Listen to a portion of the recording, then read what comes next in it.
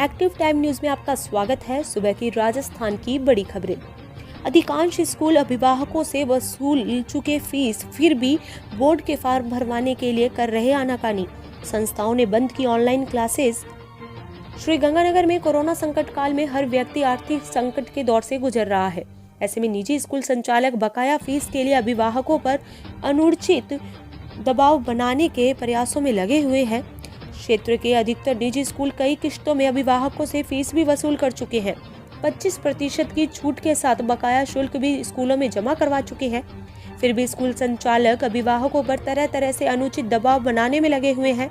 माध्यमिक शिक्षा बोर्ड के परीक्षा फॉर्म भरने का वक्त आया तो अनेक निजी स्कूल बच्चों के फॉर्म भरवाने में आनाकानी कर रहे हैं। बच्चों पर मानसिक दबाव बनाने के लिए ऑनलाइन कक्षाएं भी बंद कर दी गई। स्कूल संचालक अभिभावकों की मजबूरी का नाजायज फायदा उठाने का प्रयास कर रहे हैं।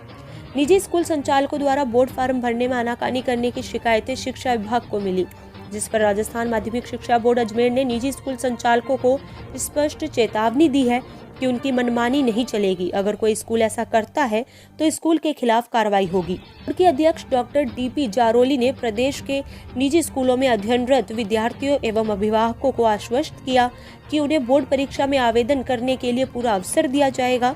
बोर्ड परीक्षाओं से भावी जीवन के सपने जुड़े होते हैं। निजी विद्यालयों का नैतिक दायित्व है कि जो विद्यार्थी उनके विद्यालय में कई वर्षों तक अध्ययन करके जब बोर्ड परीक्षा देने के लिए पात्र बना, तब ऐसे में बोर्ड परीक्षाओं के आवेदन में किसी भी प्रकार की बाधा अड़चन अमानवीय श्रेणी में आती है। डॉक्टर जारोली ने कहा कि बोर्ड की जानकारी में आया प्रदेश के कुछ निजी स्कूलों की ओर से उनके स्कूल में अध्ययनरत विद्यार्थियों के बोर्ड परीक्षाओं के आवेदन पत्र भरवाने में आनाकानी की जा रही है। बोर्ड परीक्षार्थियों के भविष्य से कदापि खिलवाड़ नहीं करने दिया जाएगा। माध्यमिक शिक्षा बोर्ड राजस्थान की हेल्पलाइन नंबर बोर्ड सचिव अरविंद कुमार सेगवा ने बताया कि माध्यमिक शिक्षा बोर्ड के परीक्षा आवेदन भरने के लिए स्कूल प्राचार्य अथवा कर्मचारी की ओर से किसी भी प्रकार का अनुचित दबाव डाला जाता है तो माध्यमिक शिक्षा बोर्ड राजस्थान के हेल्पलाइन नंबर पर सूचित किया जा सकता है। नगर परिषद द्वारा मच्छर नाशक दवा का छिड़काव भी शुरू नहीं करवाया गया। मौसम में बदलाव के साथ डेंगू व मलेरिया का बढ़ रहा प्रकोप।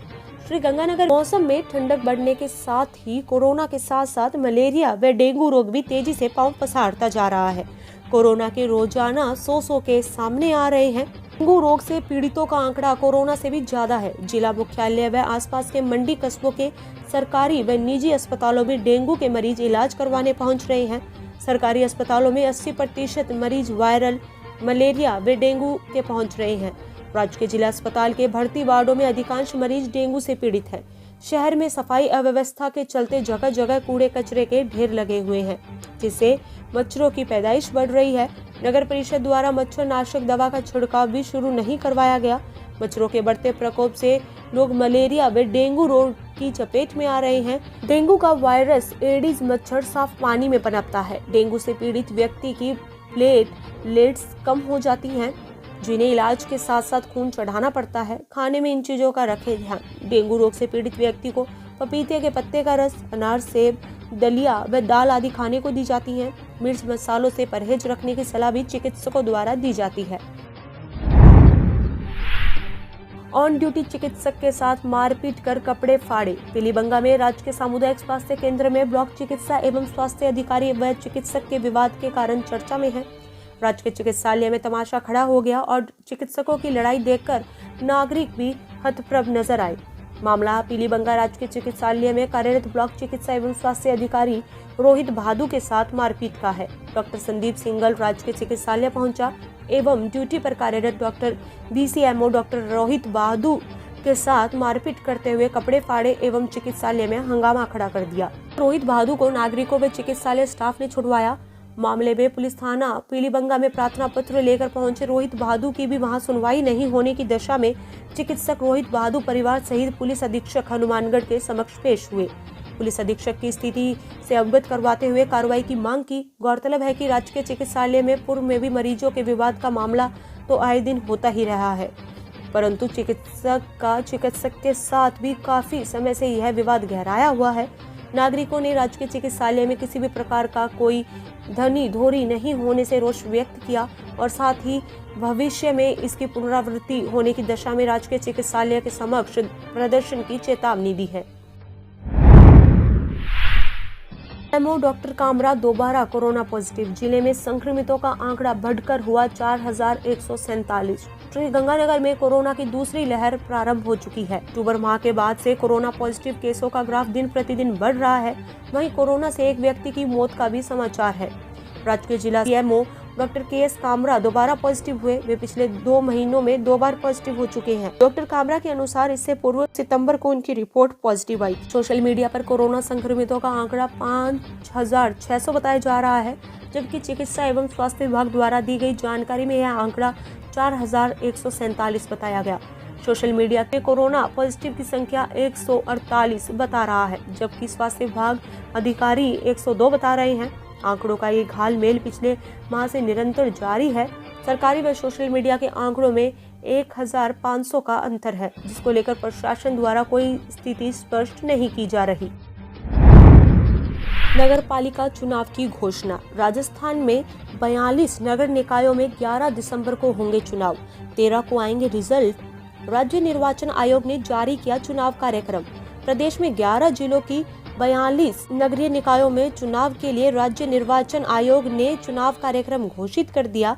42 निकायों में 35 नगर पालिकाएं, 7 नगर परिषद, इन सभी में चुनाव एक ही चरण में होंगे।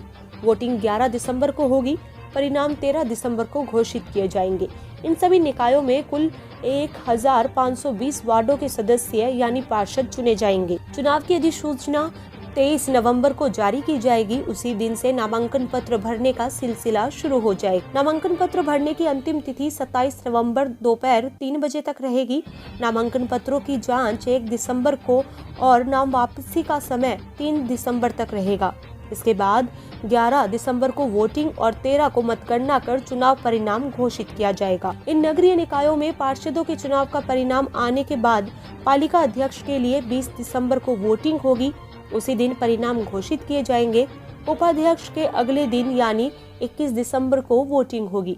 इन नगर पालिकाओं में होंगे चुनाव। श्रीगंगानगर में रायसिंह नगर, गजसिंहपुर, केसरी सिंहपुर, श्रीकरणपुर, अनूपगढ़, श्री विजयनगर, सादुल शहर, पदमपुर, इन नगर परिषद में होंगे चुनाव। सवाई माधोपुर, गंगापुर सिटी, हिंडौन, करौली, दौसा, धौलपुर और बारा।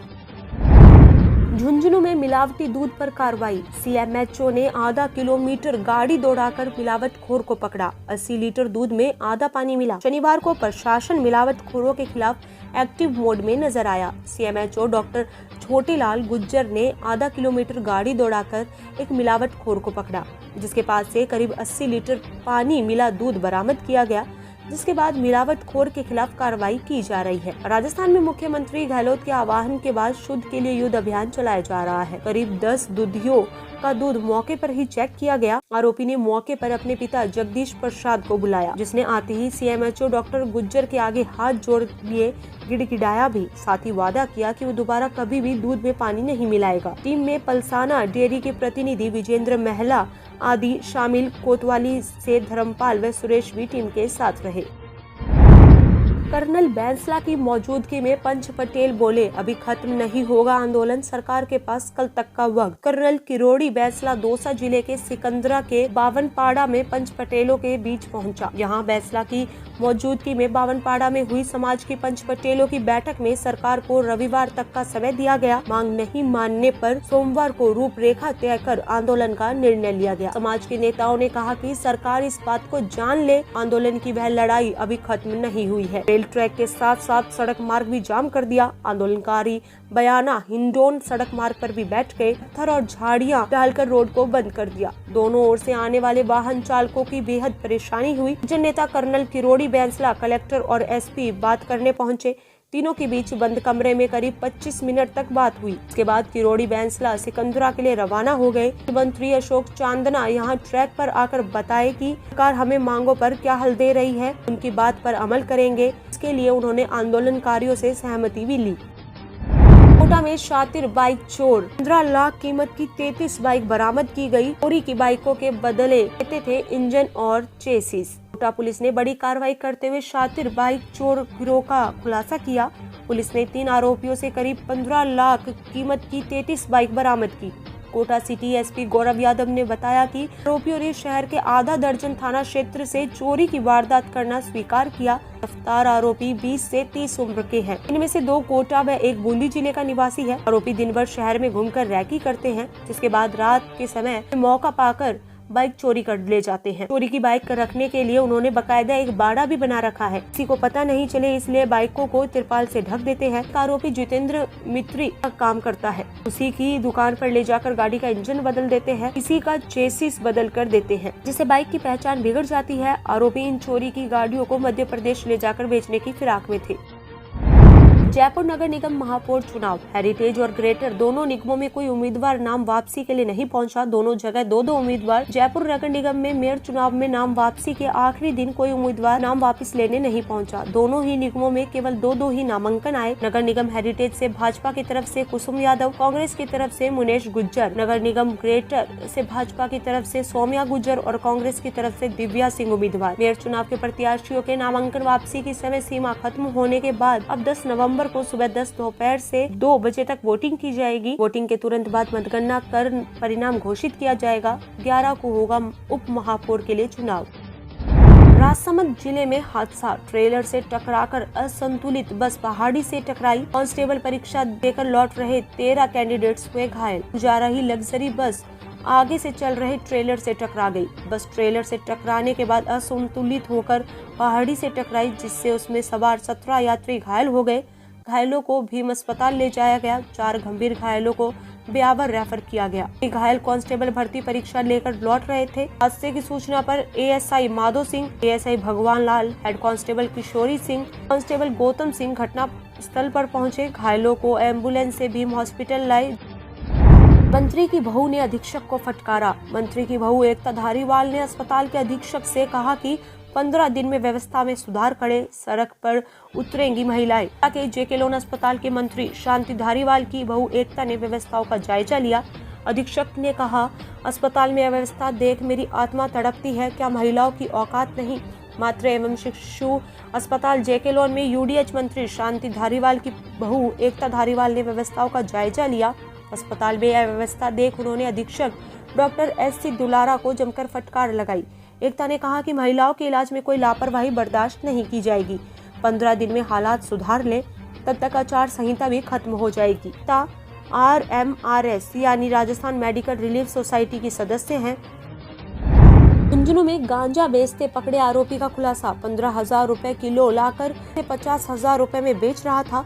जेके अवैध कारोबार से जुड़े मोटा मुनाफा कमा रहे युवाओं सहित अधेड़ उम्र तक की लोगों को 15,000 रुपए किलो के गांजे की 10 ग्राम पुड़िया 300 से 500 रुपए तक में बेच रहे। गांजे की तस्करी और उसकी पुड़िया बनाकर बेचने का काम लंबे समय से हो रहा।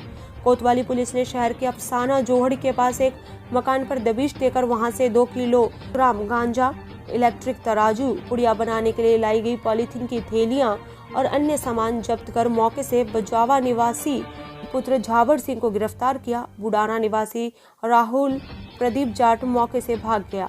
आरोपी को पुलिस ने पूछताछ के लिए 3 दिन की रिमांड पर लिया था।